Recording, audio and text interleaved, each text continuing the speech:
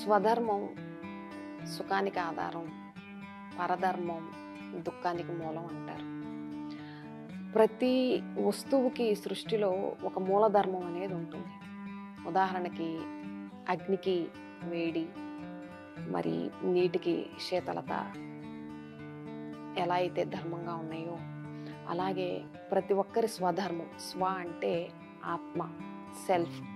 ప్రతి ఒక్కరి స్వధర్మం ఏంటి అంటే శాంతి, పవిత్రత, ప్రేమ, ఆనందం, జ్ఞానం, శక్తి.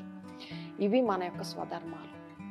మానవుడు తన స్వధర్మాన్ని మర్చిపోయిన కారణంగా పరధర్మాన్ని అనుసరించడం వల్ల ఈరోజు దుఃఖానికి గురవుతున్నాడు.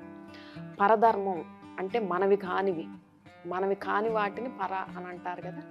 పరధర్మం ఏంటి అంటే శాంతికి ఆపోజిట్ ఎనర్జీ కనుక మనం చూసినట్లయితే కోపం, ఈర్ష, లోభం, అహంకారం, మోహం, ఇట్లాంటి దుర్గుణాలు ఏవైతే ఉన్నాయో దాన్ని పరధర్మం అంటారు. పరధర్మం ఆచరణ అనేది మనిషికి అంతులేని దుఃఖాన్ని తెచ్చిపెడుతుంది.